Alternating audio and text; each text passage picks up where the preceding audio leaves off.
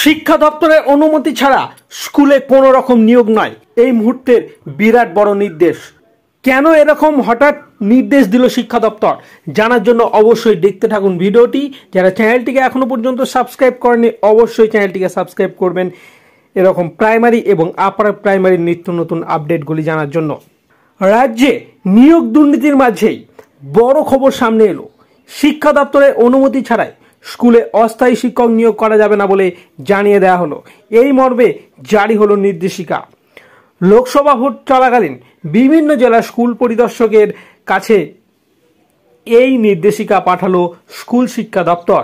হঠাৎ করে কেন এই নির্দেশিকা, প্রশ্ন তুলেছে শিক্ষা দপ্তরের একাংশ।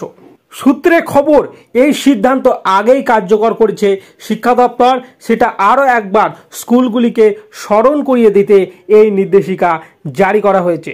স্কুল শিক্ষা দপ্তরের বিজ্ঞপ্তিতে স্কুল পরিদর্শকদেরকে জানানো হয়েছে, কোনো স্কুল শিক্ষা দপ্তরের অনুমতি ছাড়া অস্থায়ী শিক্ষক নিয়োগ করতে পারবে না। সরকারি নির্দেশিকা মানতেই হবে, তবে পঠন পাঠনে যাতে প্রভাব কম পড়ে সে ব্যাপারে খেয়াল রাখতে হবে শিক্ষা দপ্তরকে। সম্প্রতি বেশ কিছু স্কুলে নিজে থেকে অস্থায়ী শিক্ষক নিয়োগ নেওয়ার ব্যাপারে বিজ্ঞপ্তি দিয়েছে। যোগ্যতা যাচাই হয়েছে বিএড পাস।